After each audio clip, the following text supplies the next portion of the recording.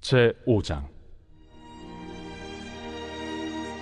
대제사장마다 사람 가운데서 택한 자이므로 하나님께 속한 일에 사람을 위하여 예물과 속죄하는 제사를 드리게 하나니, 그가 무식하고 미혹된 자를 능히 용납할 수 있는 것은 자기도 연약에 휩싸여 있음이라. 그러므로 백성을 위하여 속죄제를 드림과 같이 또한 자신을 위하여도 드리는 것이 마땅하니라. 이 존귀는 아무도 스스로 취하지 못하고 오직 아론과 같이 하나님의 부르심을 받은 자라야 할 것이니라. 또한 이와 같이 그리스도께서 대제사장 되심도 스스로 영광을 취하심이 아니요 오직 말씀하신 이가 그에게 이르시되, 너는 내 아들이니 내가 오늘 너를 낳았다. 또한 이와 같이 다른 데서 말씀하시되, 내가 영원히 멜기세덱의 반차를 따르는 제사장이라. 그는 육체에 계실 때 자기를 죽음에서 능히 구원하실 이에게 심한 통곡과 눈물로 간구와 소원을 올렸고, 그의 경건하심으로 말미암아 들으심을 얻었느니라.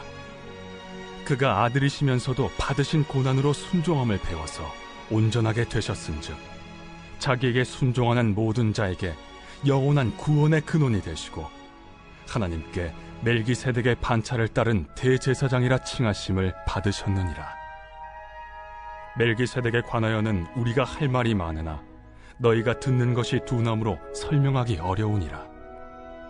때가 오래되었으므로 너희가 마땅히 선생이 되었을 터인데, 너희가 다시 하나님의 말씀의 초보에 대하여 누구에게서 가르침을 받아야 할 처지이니, 단단한 음식은 못 먹고 젖이나 먹어야 할 자가 되었도다.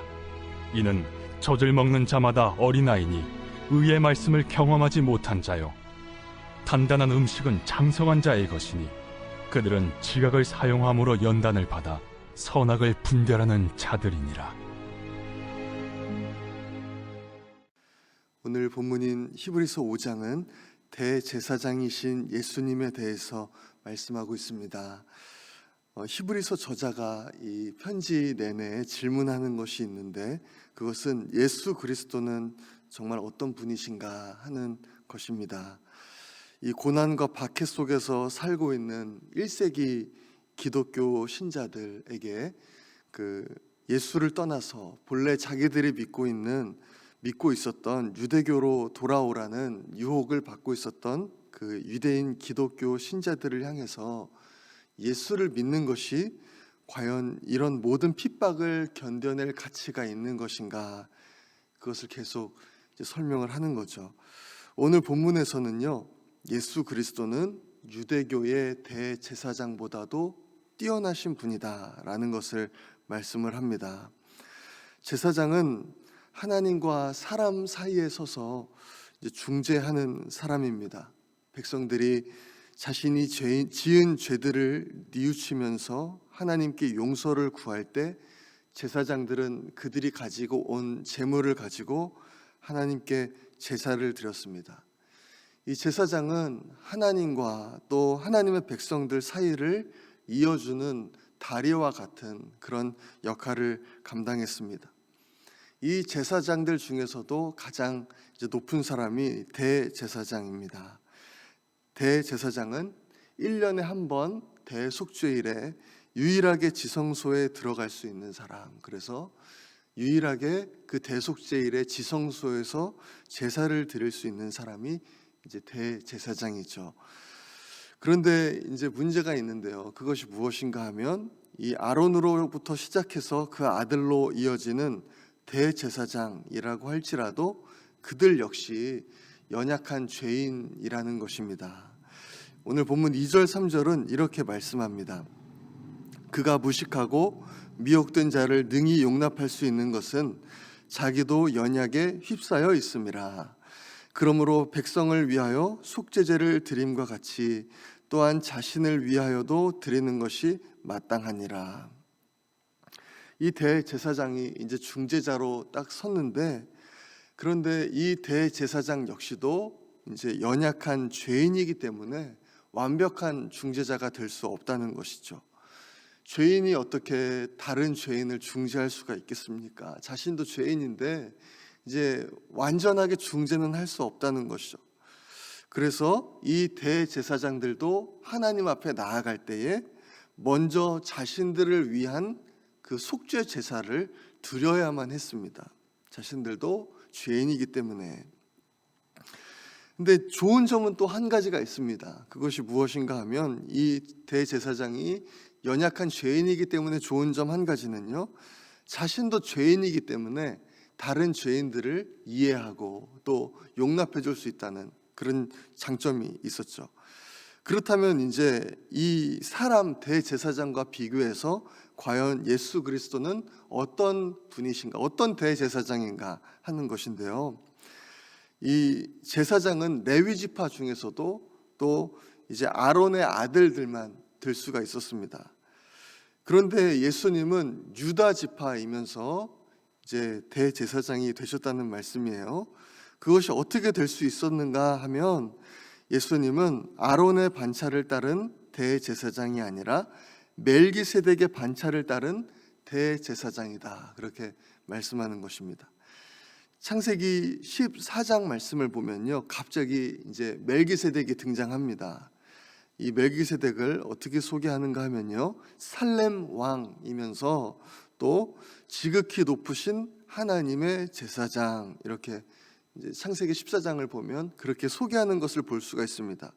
갑자기 등장해서 출신도 모르고 또 족보도 모르고 나이도 모릅니다. 다만 이 아브라함이 그에게 11조 10분의 1을 드렸다는 그 내용이 기록되어 있죠. 이때는요, 레위가 아직 태어나기도 전이었습니다. 그러니까 이 멜기세덱은 레위보다도 앞서 있는, 먼저 있었던 제사장이다라는 것을 알 수가 있죠. 그런데 이 예수 그리스도가 그 아론의 반차를 따른 제사장이 아니고 이 멜기세덱의 반차를 따른 제사장이다라고 이제 오늘 본문에서 말씀하는 거죠. 이 아론의 후손 제사장들이 온전했다면 이 다른 제사장이 필요하지 않았을 것입니다. 그런데 이 아론과 그 후손들이 온전히 하나님과 백성들 사이에서 그 둘을 중재할 수가 없었기 때문에 이 인간의 죄를 완전히 중재할 수 있는 이 대제사장을 하나님께서 세우신 거죠. 그리고 이 예수 그리스도는 이 완전한 대제사장이 되셔서 자신의 피로 하나님께 제사를 드리심으로 이제 우리의 죄가 완전히 깨끗하게 된 것입니다. 이제 그런데 문제가 하나 있죠. 인간 대제사장일 경우에 장점이 하나 있었습니다. 그것이 무엇인가 하면 이제 그도 역시 죄인이기 때문에 이제 우리 제사를 드리러 오는 그 사람들의 죄를 이제 이해할 수 있다는 것이죠. 용납할 수 있다는 것입니다. 그런데 이 예수 그리스도는 죄인이 아니기 때문에 어떻게 죄인인 인간을 이해할 수 있는가, 그겁니다. 죄인인 인간이 받는 고난을 어떻게 알 수가 있는가?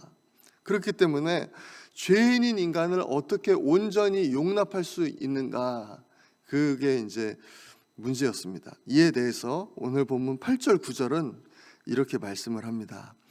그가 아들이시면서도 받으신 고난으로 순종함을 배워서 온전하게 되셨은즉 자기에게 순종하는 모든 자에게 영원한 구원의 근원이 되시고, 이 받으신 고난으로 순종함을 배워서 온전하게 되셨다, 이렇게 말씀하는데요, 이것은 예수 그리스도가 원래는 불완전했는데 순종으로 온전하게 되었다라는 뜻이기보다는 이제 예수님께서 고난을 받으시고 그 고난 속에서도 순종하심으로써 이제는 죄인들까지도 용납할 수 있는 대제사장으로 온전하게 세워지셨다라는 뜻입니다. 이제 죄인들이 경험하는 그 고난까지도 경험하심으로써 이제 죄인들을 이해하실 수 있게 되었고, 그들이 받는 고난이 무엇인지도 이해하실 수 있는 진정한 대제사장이 되셨다라는 뜻이죠. 그러니까 오늘 본문은요, 이 대제사장이신 예수님은 아론의 자손인 그 인간 대제사장들과는, 그 지금 유대교에 있는 그 대제사장들과는 비교할 수 없는 진정한 대제사장이라는 것입니다. 지금 유대교에서 이렇게 막 유혹을 하는 겁니다. 우리는 대제사장이 있다, 그래서 하나님과 우리 사이를 중재해 준다. 그렇게 막 유혹하면서 다시 유대교로 돌아와라 그렇게 말하고 있지만, 하지만 진정한 대제사장은 바로 우리가 믿는, 너희는 믿지 않지만 우리가 믿고 있는 예수 그리스도다, 그렇게 말씀하는 것입니다. 예수님은 하나님의 아들이시면서도 고난을 받으셨죠. 그래서 이 고난받는 사람의 심정을 잘 아십니다. 그리고 그 고난 속에서도 순종을 하셨기 때문에 우리가 어떤 고난 가운데 있다 할지라도, 우리 앞에 아무리 어려운 순종이 놓여 있다 할지라도 우리를 도우실 수 있다, 그렇게 말씀하고 있습니다. 우리가 이 세상 살아갈 때에 무엇을 붙잡아야 하겠습니까? 우리가 누구를 의지해야 되겠습니까? 이 거센 파도와 같이 몰려오는 이 어려움 속에서 어떻게 믿음을 지키고 승리할 수 있겠습니까? 이 히브리서 저자는요, 히브리서 이 저자는 지금 어려움 가운데 있는 1세기 그리스도인들에게 계속해서 예수가 어떤 분이신가에 대해서 말씀하죠. 이것이 무슨 의미이겠습니까? 오직 예수밖에 없다는 것이겠죠. 정말 해답은 예수 그리스도라는 것입니다. 예수님이 누구신지를 분명히 알고 그 예수님을 붙잡는 것, 그것이 우리가 이 모든 어려움 가운데서도 승리하는 길이다라고 말씀하는 것입니다. 이 1세기뿐만 아니라 지금 이 시대에도 우리가 바라보고 또 묵상하고 붙잡아야 할 분은 예수님인 줄로 믿습니다. 그분이 우리의 유일한 구원의 근원이시고 우리의 진정한 도움이신 줄로 믿습니다. 오늘 하루도 이 예수님 붙잡고 의지하심으로 승리하시는 모든 성도님들 되시기를 간절히 소망합니다. 이 시간에 우리 함께 기도하겠습니다. 시간 기도할 때 하나님, 우리도 정말 예수님 굳게 붙잡고 날마다 살아가게 하여 주옵소서, 승리하게 하여 주옵소서. 예수님이 어떤 분이신지 더 분명히 알게 하시고 예수님과 동행하는 삶을 살게 하여 주옵소서. 우리 그렇게 기도합니다.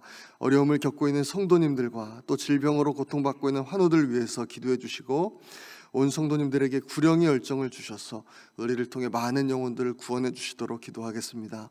미국의 초기 신앙 회복과 복음화를 위해서, 또 대한민국의 평화와 복음화를 위해서 우리 주여 한번 외치고 기도하겠습니다.